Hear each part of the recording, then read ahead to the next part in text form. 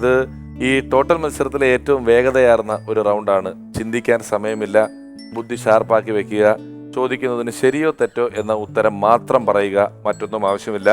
ഈ കൂട്ടത്തിൽ ആദ്യം ഞാൻ ചോദിക്കുന്നത് ഒരേ ഒരു ആൺതരി, ഞങ്ങളുടെ കണ്ണിലുണ്ണി, കണ്ണപ്പനുണ്ണി, സാമുവൽ സണ്ണി. സാമുവൽ സണ്ണി റെഡിക്ക് നിന്നോളൂ കേട്ടോ.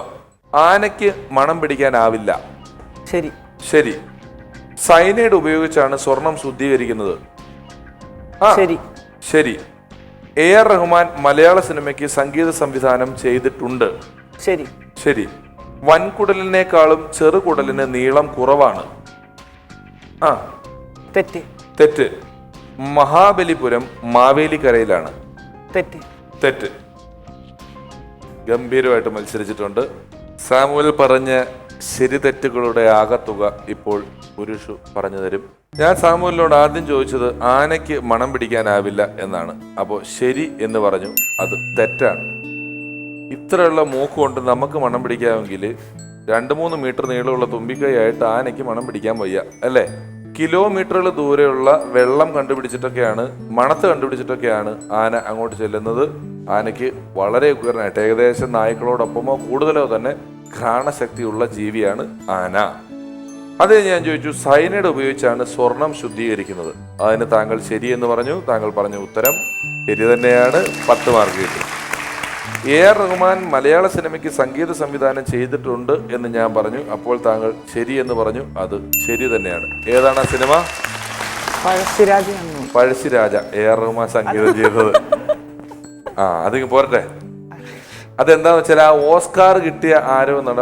അപ്പൊ ഇളയരാജയാണ് പഴശ്ശിരാജയുടെ ക്യാമറമാൻ.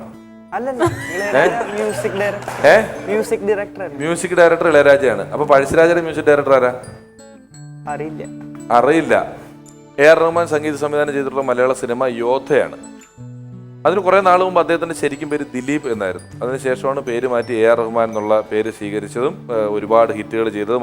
യോദ്ധയിൽ ഒരു പാട്ട് അറിയാൻ പറ്റുമോ? പാടിക്കൂ. നമുക്ക് രണ്ടുപേരും കൂടെ പാടാം. 1 2 3 സ്റ്റാർട്ട്.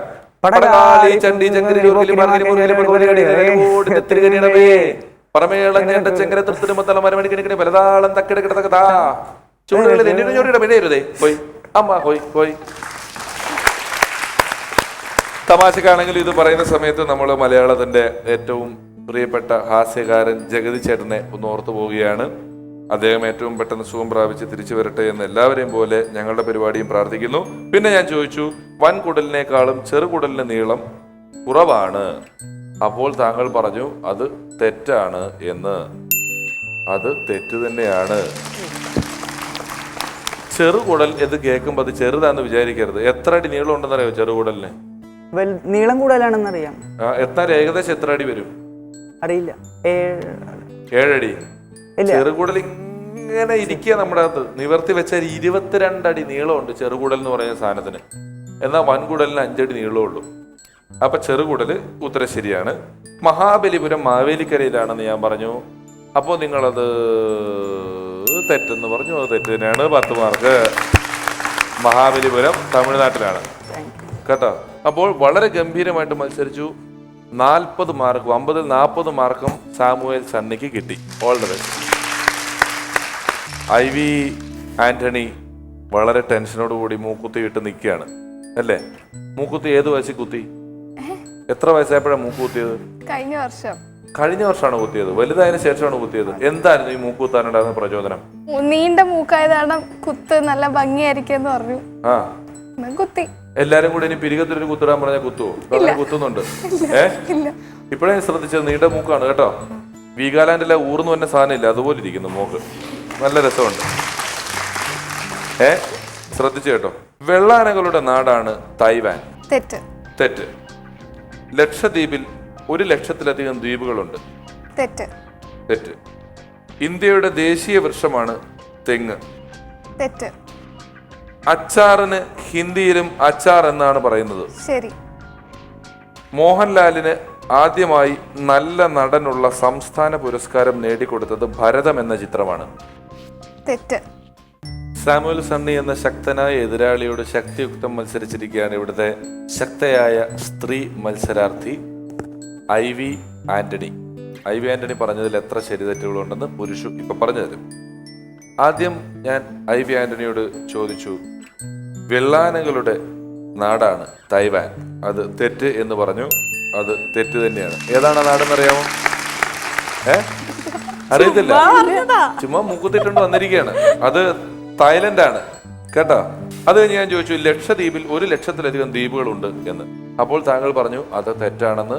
അത് തെറ്റാണ്. ലക്ഷദ്വീപിൽ എത്ര ദ്വീപുണ്ടെന്ന് അറിയാമോ? അതും അറിയില്ല. എത്രയാണ് എന്നാ നന്ദിനിക്ക് അറിയാമോ? എനിക്കറിയില്ല. 36 ദ്വീപുകളാണുള്ളത്. ലക്ഷദ്വീപിൽ പോയിട്ടുണ്ടല്ലോ ആരെങ്കിലും ഇവിടെ? ലക്ഷദ്വീപിൽ പോയ ഒരാളാണ് ഇവിടെ നിൽക്കുന്നത്. കപ്പലിൽ കയറി വേണം പോവാൻ. കപ്പലിൽ കയറി നമ്മൾ ലക്ഷദ്വീപിൽ ചെന്നാൽ, ഞാൻ കടമറ്റ് എന്ന് പറഞ്ഞൊരു ദ്വീപിലാണ് പോയത്. നീണ്ട ഒരു ദ്വീപ്, വണ്ണമില്ല ഒട്ടും. ആ ദ്വീപിൽ ഞാൻ പോയിട്ടുണ്ട്, ലക്ഷദ്വീപ്. അവിടെയാണ് നമുക്ക് കാലിന് മറ്റേ നീണ്ട സാധനമില്ല, തവളയുടെ കാല് പോലത്തെ, അതിട്ടിട്ട് കടലിനടിയിൽ പോകാനുള്ള സൗകര്യമൊക്കെ ഉണ്ട്. ഡൈവിംഗ് സൂട്ട് ഇട്ടിട്ട് അതിട്ടിട്ട് പുറകോട്ട് വേണം ചാടാൻ. മുന്നോട്ട് ചാടിയാൽ അത് വള്ളത്തിൽ അടിച്ചിട്ട് വള്ളത്തെ മൂഞ്ഞു നെല്ലി വീഴും. അങ്ങനത്തെ സാധനമൊക്കെ ഇട്ട് ഞാൻ പോയിട്ടുണ്ട്. അത് കഴിഞ്ഞ് ഞാൻ ചോദിച്ചു, ഇന്ത്യയുടെ ദേശീയ വൃക്ഷമാണ് തെങ്ങ് എന്ന്. അപ്പോൾ പറഞ്ഞു അത് തെറ്റാണ് എന്ന്. അത് തെറ്റ് തന്നെയാണ്. ഇന്ത്യയുടെ ദേശീയ വൃക്ഷം ആൽമരമാണ്. ഞാൻ പറഞ്ഞു കഴിയുമ്പോ അറിയാമെന്ന് ചോദിക്കുന്നത് തന്നെ പറഞ്ഞാൽ മതി കേട്ടോ. ഏതാലാണ്? അരയാലാണോ പേരാലാണോ? അങ്ങനെ കാലുണ്ടോ? അങ്ങനെ കാലുണ്ടോ? എന്നിട്ടാണ് ആലറിയാന്ന് പറഞ്ഞത്. എന്തോരാലുണ്ട്? പൊതുവെ ആലെന്ന് പറയണത് അരയാല്, പേരാല്, പലതരം ആലുകളുണ്ട്. ഏതാലാണ്? അറിയത്തില്ല. ആലിനെ പറയാറുള്ളൂ കേട്ടോ, എല്ലാത്തിലും ഉള്ളൂ. ഇനി അച്ചാറിന് ഹിന്ദിയിലും അച്ചാർ എന്നാണ് പറയുക എന്ന് ഞാൻ പറഞ്ഞു. അപ്പോ ശരി എന്ന് പറഞ്ഞു. അത് ശരി തന്നെയാണ്. 10 മാർക്ക് കിട്ടി. ഇപ്പോൾ ഏറ്റവും വലിയ തൃശങ്കു സ്വർഗത്തിലായിരിക്കുന്നത് സാമുവൽ സണ്ണിയാണ്. സാമുവൽ സണ്ണിയുടെ മുഖം വാടി വളർന്ന് വിളർത്തു പോയി. അടുത്തത് തെറ്റാവണേ എന്ന് സാമുവൽ സണ്ണി പ്രാർത്ഥിക്കുന്നുണ്ട്. വലിയ ചന്ദ്രനാഥി ബെസ്റ്റാ. ഇനി മോഹൻലാലിന് ആദ്യമായി നല്ല നടനുള്ള സംസ്ഥാന പുരസ്കാരം നേടിക്കൊടുത്തത് ഭരതം എന്ന ചിത്രമാണ് എന്ന് ഞാൻ പറഞ്ഞു. അപ്പോൾ നിങ്ങളത് തെറ്റ് എന്ന് പറഞ്ഞു. അത് തെറ്റ് തന്നെയാണ്. പറഞ്ഞതെന്നറിയാമോ? ഏതാ സിനിമയെന്നറിയാമോ? ഇല്ല, അതറിയത്തില്ല. കറക്കി കുത്തിയിട്ട് 50 മാർക്ക് കിട്ടി. 1986 സത്യനന്ദിക്കാട് സംവിധാനം ചെയ്ത TP ബാലഗോപാലൻ MA എന്ന് പറയുന്ന സിനിമയ്ക്കാണ്. വാൾപേപ്പർ ഒട്ടിക്കാമെന്ന സീനൊക്കെ ഓർമ്മയിൽ ഒട്ടിച്ചിട്ട് ഗീര പറിച്ച് പോയതൊക്കെ ഓർമ്മയില്ല. ആരോടാ ഞാനിതൊക്കെ പറയണത്? 86 ജനിച്ചിട്ടുണ്ടോ? 96 ജനിച്ചിട്ടുണ്ടോ? 98. വയസ്സൊക്കെ TV കൂടെ വിളിച്ച് പറയല്ലേ. ഈ പെണ്ണുങ്ങളുടെ പ്രായം അറിയാൻ ഒരു എളുപ്പവഴിയുണ്ട്. എന്താണെന്നറിയാമോ? അറിയത്തില്ല. പുതിയ പിള്ളേരോട് നിങ്ങളുടെ ഇമെയിൽ ഐഡി എന്താന്ന് ചോദിച്ചാൽ മതി. anjana@96gmail.com എന്ന് പറഞ്ഞാൽ 96ലാണ് ആ കൊച്ചു ജയിച്ചിരിക്കുന്നത്. നന്ദിനിയുടെ ഒക്കെ എങ്ങനെയായിരുന്നു? നന്ദിനി 92. പക്ഷെ ഇത് 92 അല്ല, 73 ആണ്. എന്നാലും കുഴപ്പമില്ല. ഇനി അടുത്ത ആളോടുള്ളത് നമുക്ക് കൃത്യമായിട്ട് കണ്ടുപിടിക്കാം. അഷ്റ, റെഡിയായി നിന്നോളൂ കേട്ടോ. ചിലന്തി സ്വന്തം വലയിൽ കുടുങ്ങാറില്ല. ശരി. ചന്ദ്രനിൽ പാട്ട് പാടാനാവില്ല. കാറ്റേ കാറ്റേ കാറ്റേ കാറ്റേ എന്നുള്ള പാട്ട് പാടിയത് KS ചിത്രയാണ്. തെറ്റ്. ചുവന്ന ഗ്രഹം ശുക്രനാണ്. തെറ്റ്. ശ്രദ്ധിക്കണം കേട്ടോ. പാഥേയം എന്ന വാക്കിനർത്ഥം പൊതിച്ചോറ് എന്നാണ്. തെറ്റ്. എന്റെ ആദ്യത്തെ ചോദ്യം ഇതായിരുന്നു, സ്വന്തം വലയിൽ ചിലന്തി കുടുങ്ങില്ല. അപ്പോൾ ശരി എന്ന് പറഞ്ഞു. അത് ശരി തന്നെയാണ്. ചിലന്തിക്ക് സ്വന്തം വല കുടുങ്ങില്ല. ചിലന്തി വല കെട്ടുന്നതിനകത്ത് ചില വലകളിൽ പശയുണ്ട്, ചിലതിൽ പശയില്ല. ചിലന്തിക്കറിയാം ഇതിൽ ഏത് വലയിലാണ് പശയുള്ളതെന്നും ഏതിലാണ് പശയില്ലാത്തതുകൊണ്ട് പശയില്ലാത്ത വരയെ ചവിട്ടി മാത്രമേ ചിലന്തി അതിനകത്തൂടെ നടക്കുള്ളൂ. ഇനി അഥവാ ഒരു പോക്കനെങ്ങാൻ ചിലന്തി അത് കുടുങ്ങിപ്പോയാൽ ചിലന്തി എന്ത് ചെയ്യുന്നു വെച്ച് കഴിഞ്ഞാൽ ആ വല തിന്നും. അത് മൊത്തം തിന്ന് അവസാനം വലയില്ല, ചിലന്തി മാത്രമാവും. എന്നിട്ട് പിന്നെ ഒന്നേന്ന് പറഞ്ഞ് വലയുടെ പണി തുടങ്ങും. അങ്ങനെയാണ് ചിലന്തിയുടെ സെറ്റപ്പ്. അതുകൊണ്ട് ഞാൻ ചോദിച്ചു, ചന്ദ്രനിൽ പാട്ട് പാടാനാവില്ല. അപ്പോൾ കുട്ടി പറഞ്ഞു അത് ശരി എന്ന്. അത് തെറ്റാണ്. ചന്ദ്രനിൽ പോയാൽ നമുക്ക് പാട്ട് പാടാം. പക്ഷെ വായു ഇല്ലാത്തത് കൊണ്ട്, അന്തരീക്ഷമില്ലാത്തത് കൊണ്ട് ഈ ശബ്ദ തരംഗങ്ങൾക്ക് വായുവിലൂടെ സഞ്ചരിച്ച് അടുത്ത ആളുടെ ചെവിയിൽ എത്താൻ പോയില്ല. അതുകൊണ്ട് ആർക്കും കേൾക്കാൻ പറ്റൂല. വെറുതെ പാടാന്ന് മാത്രമേ ഉള്ളൂ. കേൾക്കാത്ത പാട്ടുകൾ പാടാൻ പറ്റുന്ന സ്ഥലമാണ് ചന്ദ്രൻ. ഇനിയുള്ള ടെൻഷൻ എന്താന്ന് വെച്ച് കഴിഞ്ഞാൽ അടുത്ത 3 എണ്ണവും കൃത്യമല്ലെങ്കിൽ നമുക്ക് പിന്നെ ഒരുപാട് മുന്നോട്ട് പോകണ്ടെന്നുള്ള കാര്യം ഷഫ്നയ്ക്ക് അറിയാം. കാറ്റേ കാറ്റേ എന്ന ഗാനം പാടിയത് KS ചിത്രയാണ് എന്ന് ഞാൻ പറഞ്ഞു. അപ്പോൾ തെറ്റ് എന്ന് പറഞ്ഞു. അത് തെറ്റ് തന്നെയാണ്. ആരാണ് പാടിയത്? വൈക്കം വിജയലക്ഷ്മി. വൈക്കം വിജയലക്ഷ്മി പാടിയ പാട്ടാണ്. അത് ഞാൻ ചോദിച്ചു, ചുവന്ന ഗ്രഹം ശുക്രനാണ്. അപ്പോൾ തെറ്റ് എന്ന് പറഞ്ഞു. അത് തെറ്റ് തന്നെയാണ്. 10 മാർക്ക് കിട്ടി. അതായത് ചുവന്ന ഗ്രഹം ചൊവ്വയാണ്. ശുക്രന് വേറൊരു പ്രത്യേകത ഉണ്ട്. എന്താണെന്നറിയാമോ? എല്ലാ ഗ്രഹങ്ങളും കറങ്ങുന്നതിൻ്റെ ഓപ്പോസിറ്റ് തിരിഞ്ഞാണ് ശുക്രൻ കറങ്ങുന്നത്. പിന്നെ ശുക്രനിൽ മാത്രം ദിവസം വർഷത്തേക്കാൾ വലുതാണ്. ഈ ദിവസവും വർഷവും കണക്കാക്കുന്നത് എങ്ങനെയാണെന്നറിയാമോ? ഭൂമി സ്വയം ചുറ്റുന്നതാണ് ഒരു ദിവസം. ഭൂമി സൂര്യനെ ഒരു റൗണ്ട് വെക്കുന്നതാണ് ഒരു വർഷം. അങ്ങനെയാണ് ദിവസവും വർഷവും കണക്കാക്കിയിരിക്കുന്നത്. ഇതിൽ ശുക്രൻ സൂര്യനെ കുറച്ച് അടുത്താണല്ലോ. സൂര്യനെ ചുറ്റാൻ 224 ദിവസം എടുക്കും. എന്നാൽ സ്വയം ചുറ്റാൻ 243 ദിവസം എടുക്കും. അതായത് ശുക്രനെ സംബന്ധിച്ചിടത്തോളം ഒരു രാത്രി കഴിഞ്ഞ് പകലാകുന്ന സമയം കൊണ്ട് ഒരു വർഷം കഴിഞ്ഞിട്ടുണ്ടാവും. ശുക്രനിലാണെങ്കിൽ നമുക്ക് പ്രായം കൂടി ഒരാഴ്ച കൊണ്ട് 7 വയസ്സായനെ. അങ്ങനെ പോയി 1000 ഒരു മാസം കൊണ്ട് 30 വയസ്സായനെ. ഒരുപാട് സൗകര്യങ്ങളുണ്ട്. അതാണ് ശുക്രദശ എന്നൊക്കെ പറഞ്ഞ് കേട്ടിട്ടില്ലേ? അതെങ്കിലും കേട്ടിട്ടുണ്ടല്ലോ. സന്തോഷമായി. അത് കഴിഞ്ഞിട്ട് ഞാൻ ചോദിച്ചു, പാഥേയം എന്ന വാക്കിനർത്ഥം പൊതിച്ചോറ് എന്ന് പറഞ്ഞു. അപ്പോൾ അത് മോള്, ഇതാണ് ഏറ്റവും നിർണായകമായ ചോദ്യം. പാഥേയം പൊതിച്ചോറാണ് എന്ന് പറഞ്ഞപ്പോ തെറ്റ് എന്ന് പറഞ്ഞു. അത് ശരിയാണ്.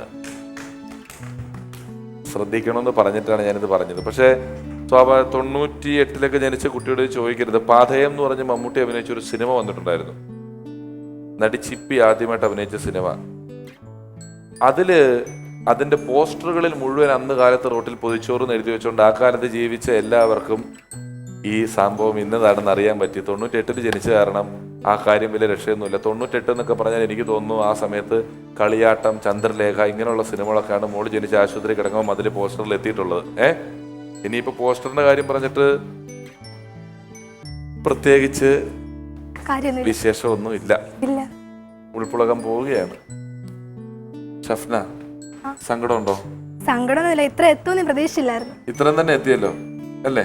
എല്ലാരും ഇവിടെ ഇത് പറയുന്നത് ഇവിടെ എത്തുന്ന ആരും പ്രതീക്ഷിച്ചില്ല. അത് വലിയ സത്യമാണ്, വലിയ ഭാഗ്യമാണ്.